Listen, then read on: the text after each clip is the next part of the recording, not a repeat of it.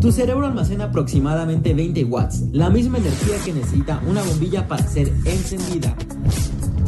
Pero a diferencia del foco, tu mente crea obras de arte. Descifra las complejas operaciones, articula cada uno de tus músculos para que bailes la más fina salsa o puedas anotar el gol ganador.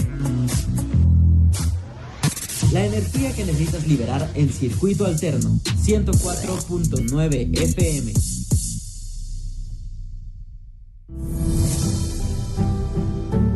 Descubre los hilos rojos que nos unen con la historia de la Ciudad de México.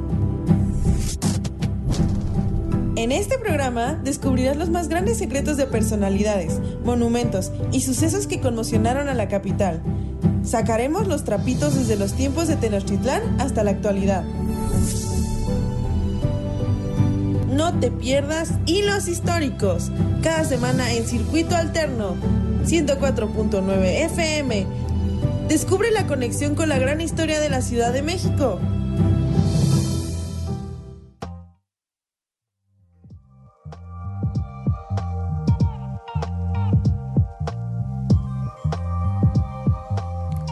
La banda mexicana Café Tacuba escogió su nombre por la cafetería del mismo nombre ubicada en calle Tacuba, número 28 en la Colonia Centro. Según la explicación de sus integrantes, el nombre se acomodaba al concepto que ellos manejaban en ese momento como música mestiza, ya que el café es un grano traído por los europeos y Tacuba, una voz náhuatl. Eso y porque frecuentaban mucho el lugar, no sé, quizá porque iban por los chilaquiles la mañana siguiente después de la cruda hasta que les fue gustando el nombre.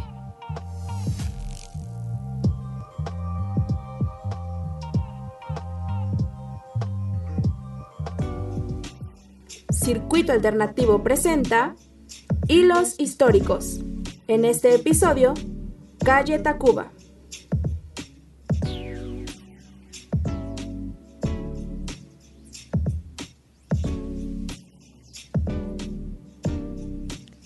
La calle de Tacuba es considerada la calle más antigua de América, ya que aún permanece con su trazado original.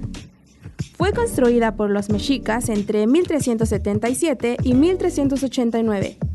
La entonces llamada Calzada Tlacopan, cuyo significado náhuatl era lugar sobre las varas, cuenta con más de 8 kilómetros de longitud y comunicaba tierra firme con la isla de México Tenochtitlán, lo que conocemos actualmente como la Plaza de la Constitución o Zócalo hasta el Panteón Británico. De hecho, Cuatro Caminos tiene una historia bastante interesante también. Al igual que la calzada Tlacopan, Cuatro Caminos se remonta a la época prehispánica, antes llamada Naucampa, que significa hacia los cuatro rumbos también en náhuatl, y era la orilla del lago que rodeaba la ciudad. Se dice que los cuatro caminos convergen ahí porque hacia el norte se encuentra Azcapotzalco, hacia el sur llegabas al bosque de Chapultepec, por el poniente a Naucalpan y al oriente a Tenochtitlán.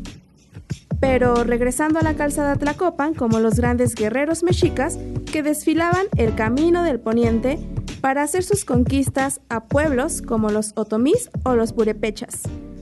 Incluso aquí los mexicas se agarraron a trancazos, con los españoles en la fátida Noche Triste, en especial para Hernán Cortés. Ahora sabemos por qué los taxistas chilangos no lo hacían solo porque alguien los arrebasó, sino porque era parte de un performance de la conquista.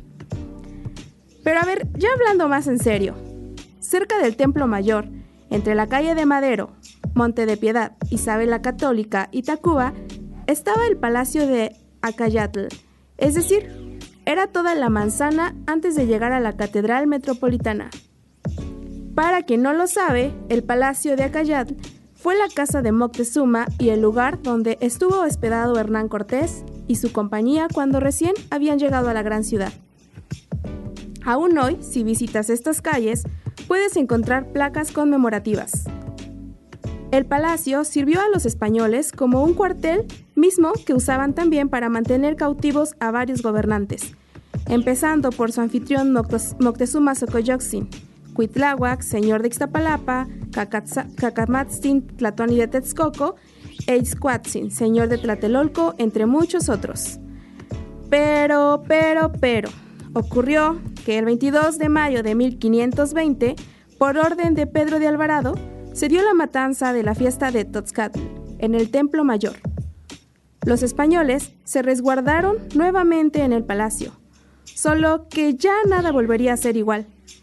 El incidente desató el enojo y la ira de los mexicas y, hacia finales de junio de ese año, sitiaron a los castellanos en la Casa Vieja. Aquí, en donde surge esta mítica historia en la que Hernán Cortés usa a Moctezuma para apaciguar a los ciudadanos desde la azotea, pero ellos respondieron con pedradas. Algunos historiadores afirman que efectivamente los mexicas lanzaron piedras, pero fue Cortés quien asesinó a Moctezuma después de ver que ya no le sería más útil. La noche del 30 de junio de 1520, los españoles arrojan el cadáver de Moctezuma hacia la calzada de Tlacopan, misma por la que buscaban huir a Tlaxcala. No sé, quizás si pasamos por ahí en la noche, podríamos ver al fantasma de Tetuán y Moctezuma. Claro que el cuerpo fue recuperado y llevado como un símbolo de poder. Hay varias historias de cómo fue arrastrado por largos trayectos. Lo cierto es que a partir de ese momento, cuando Cortés quiso huir, se enfrentó al problema de que el camino estaba cortado en diferentes puntos.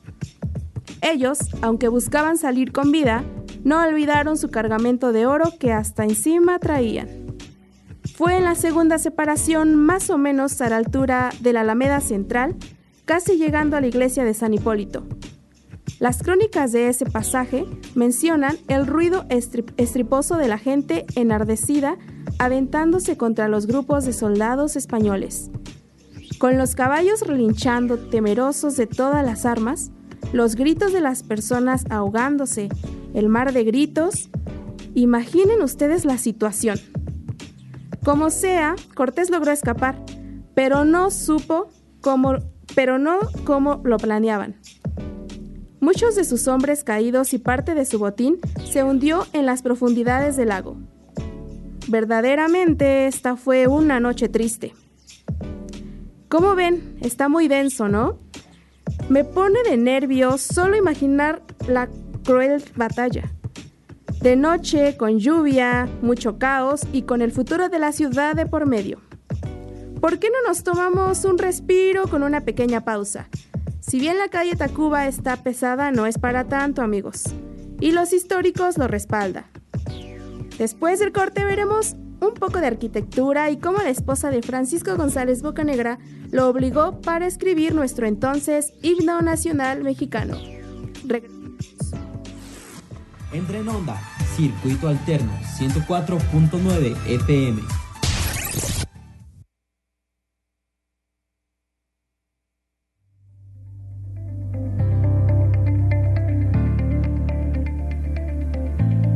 ¿Eres una persona abrumada por la vida? ¿Tiendes a estresarte por cosas que te suceden o siquiera están cerca de pasar?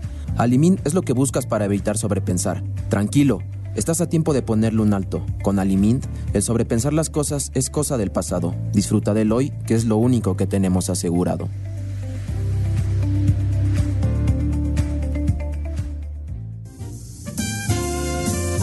Imprime tus fotos. Nunca sabes cuándo la nube dejará de dar servicio o cuándo tus discos duros dejarán de funcionar. Para esos casos, el revelador análogo es tu mejor amigo. Ven, revela, digitaliza y vuelve a imprimir todos tus archivos familiares por muy antiguos que sean. Siente tus recuerdos nuevamente o simplemente permítete olvidar.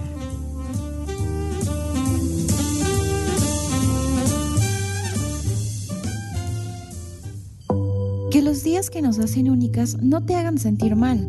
Con Maquet Backup, siéntete cómoda y protegida todos los días del mes. Disminuye infecciones y malestares. Que deje de ser tabú. La copa menstrual, a diferencia de las toallas y tampones, es reutilizable. Ayuda al medio ambiente probando nuevas opciones. Consíguelas a través de nuestras redes sociales.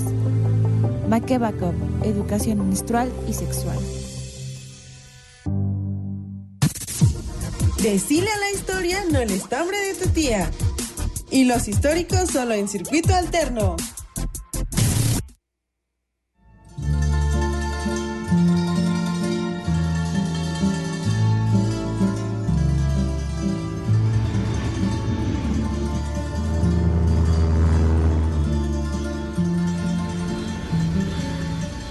Aviones en el Monumento a la Revolución.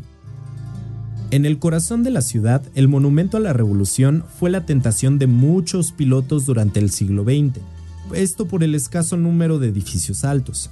Tal fue el caso del piloto español Jacobo Fernández Alberdi, inmortalizado en una foto para la revista Moto Club. Sus motivos no eran demostrar sus habilidades, sino impresionar a su novia. En 1946 invitó a la chica para ir a dar una vuelta.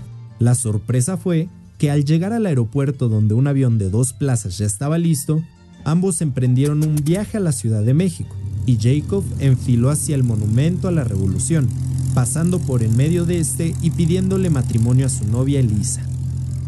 Claro que esto causó revuelo, tanto que fue llamado por las autoridades del aeropuerto y su licencia fue retirada, aunado a una considerable multa. Sin embargo, la historia fue tan llamativa que varios pilotos pidieron la restitución de su licencia y una reducción de la multa. Jacob fallecería 5 años después, en un accidente cerca de Tapachula, pero no sin antes haberse casado con Elisa y haber tenido una hija.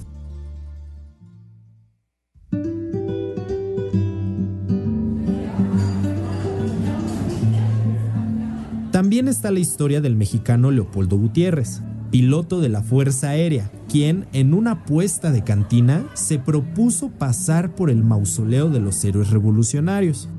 Después de ser retado por su compañero para pasar con su avión, Leopoldo se dirigió al monumento para calcular la distancia entre la base de los Arcos y después, en la base de Santa Lucía, hizo sus cálculos para medir las alas de su aparato.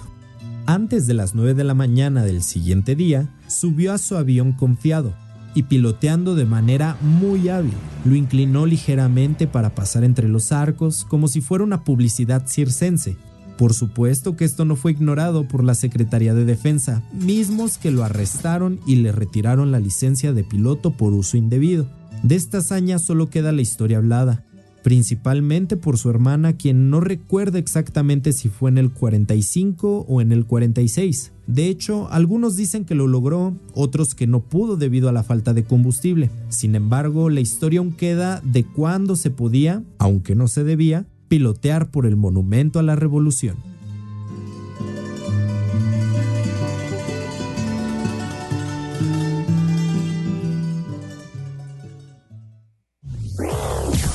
No pierdas el hilo.